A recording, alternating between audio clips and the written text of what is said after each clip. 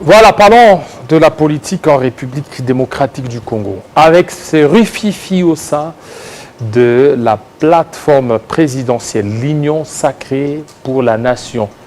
Ça barde, d'ici là, ça pourrait exploser quand on voit des divergences entre l'UDPS et Ensemble. Des divergences entre Bahati Lukwebo et Vital Kamerhe. Nous allons essayer d'en parler avec Ngoï Kassandji. Bienvenue. Merci Jean-David. Voilà, vous venez d'une grande tournée, une tournée héros-américaine. Et vous êtes de retour. Bien, pas seulement une tournée héros-américaine, mais j'étais à la base. Hein. J'ai épuisé mes 3 mois de vacances parlementaires avec ma base, jour pour jour.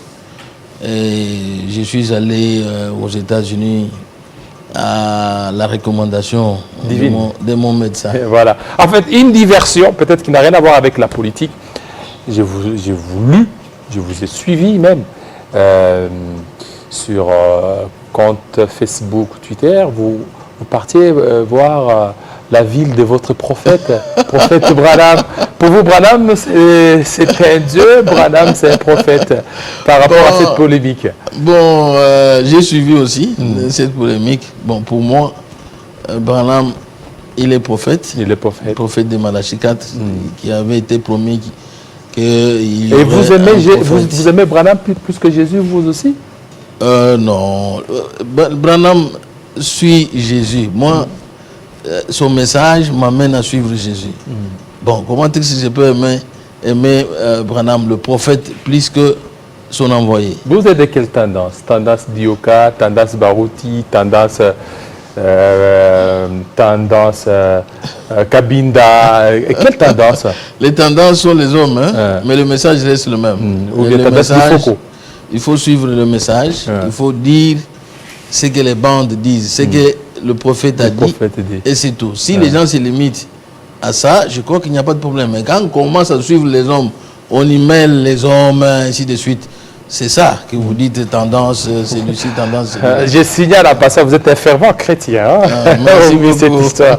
Alors, on répond alors à la politique. L'Union sacrée, est-ce qu'il y a la sérénité? Bien, à l'Union sacrée, je constate que certains alliés font de l'hypocrisie. Certains alliés. Certains alliés. Comme quel allié? Ils font de l'hypocrisie. On a entendu tous, on a suivi Olivier Kamitatou, on a suivi certaines déclarations de leaders de l'Union sacrée. Bon, ça frise. Moi, je peux dire, hein, il ne faut pas faire une sorte de souquerie politique. Il faut être clair en politique. Soit on est allié, soit on ne l'est pas. Et les alliances se font partout. Hein. Vous voyez, ceux de gauche, ils peuvent aussi, en cas de force majeure, dans l'intérêt supérieur de la nation, s'allier.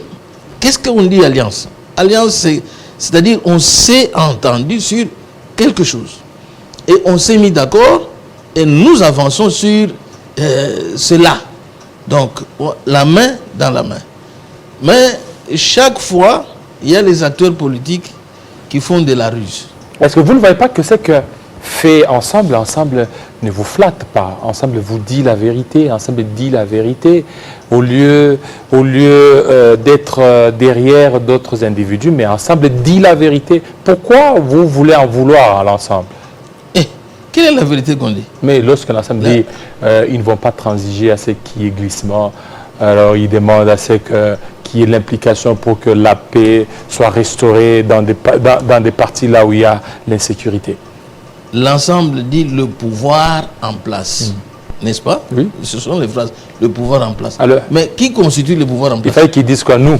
Hein? Selon... Le pouvoir en place, c'est qui? Oui, c'est oui. Qui gouverne le pays? Oui. C'est l'Ensemble, c'est l'UDPS, c'est le PPRD, Union Sacrée, c'est l'UNC, c'est le MLC.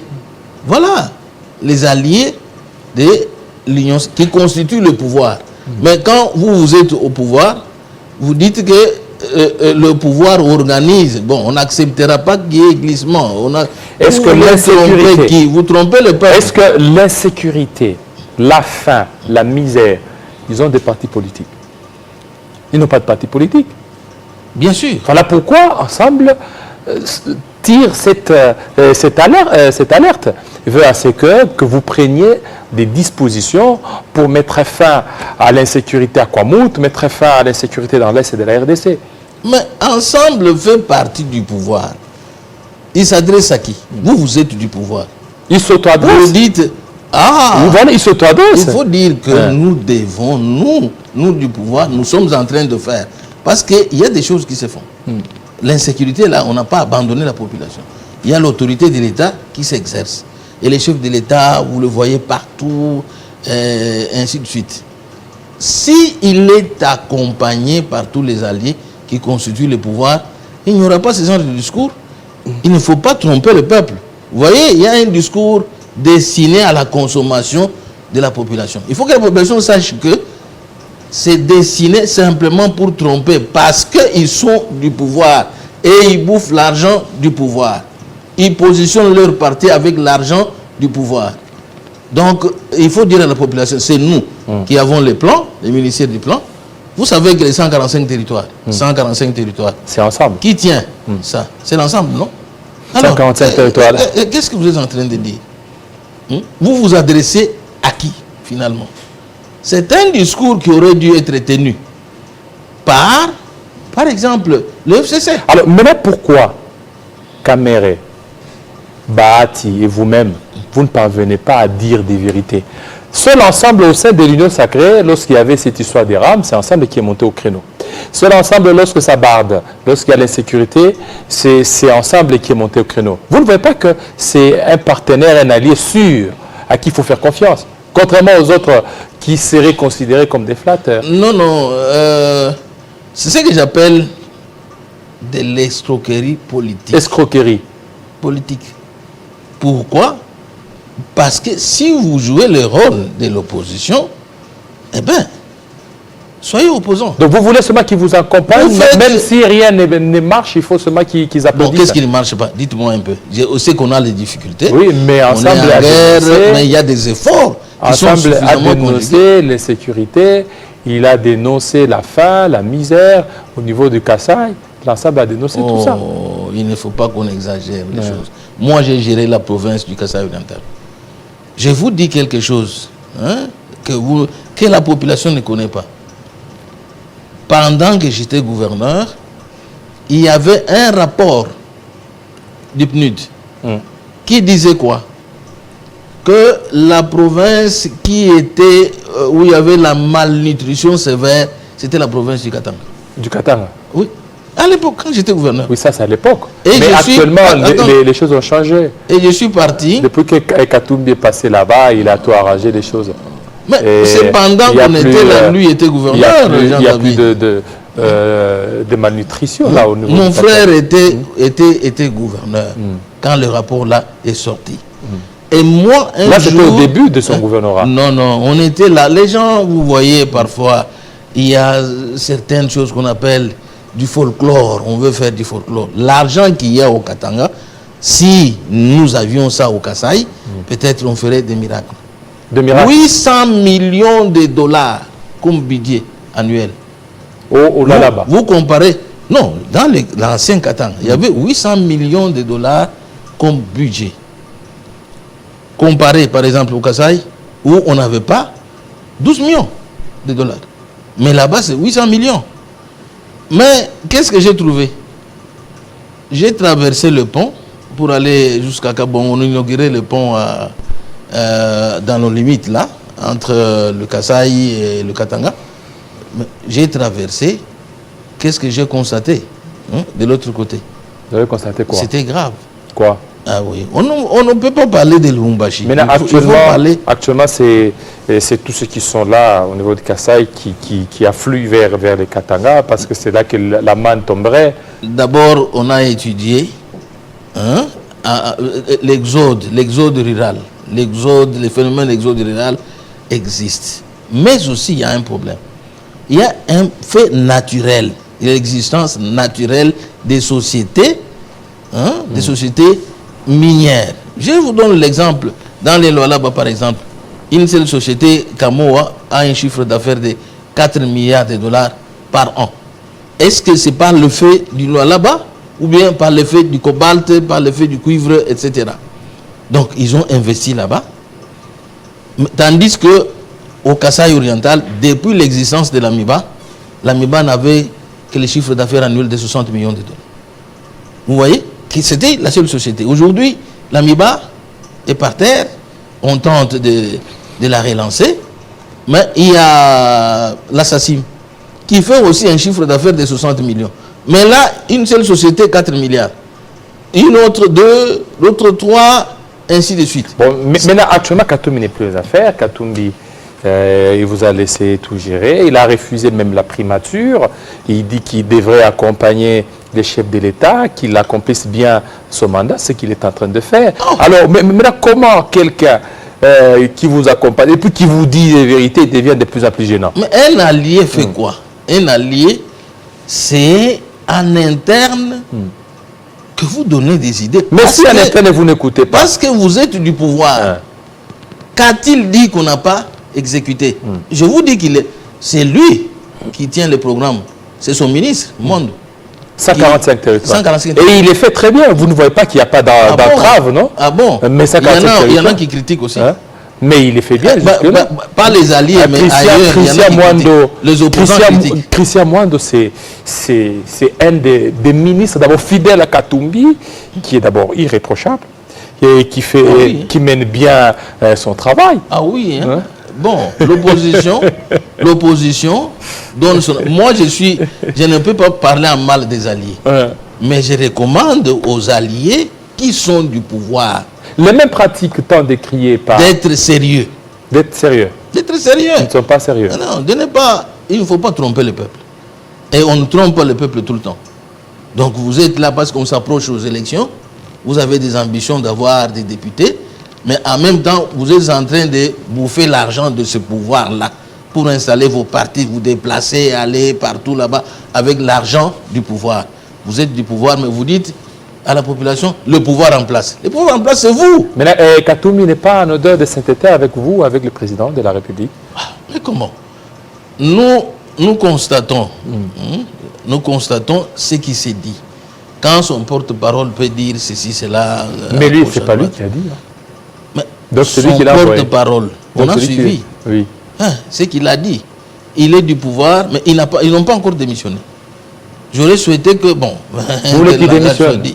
Ah, mais il y a certains politiciens dont on connaît les habitudes. Mais... de démissionner à l'approche des élections et commencer à tirer sur ce que vous avez fait. Comme si c'était fait par les autres.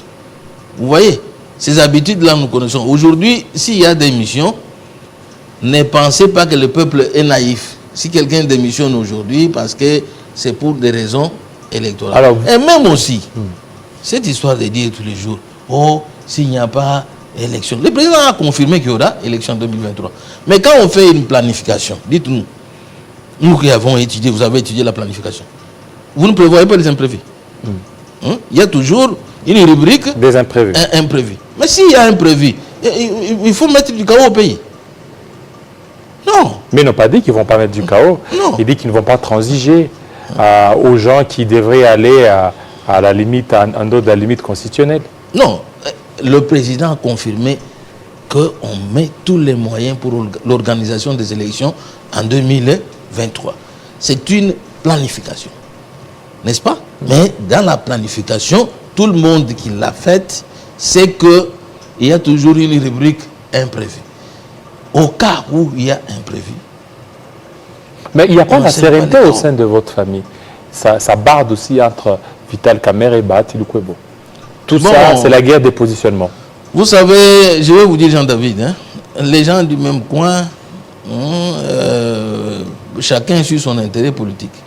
Donc chacun a son parti politique et voudrait que son parti ait autant beaucoup de députés, tout ça, qui feront sa force politique.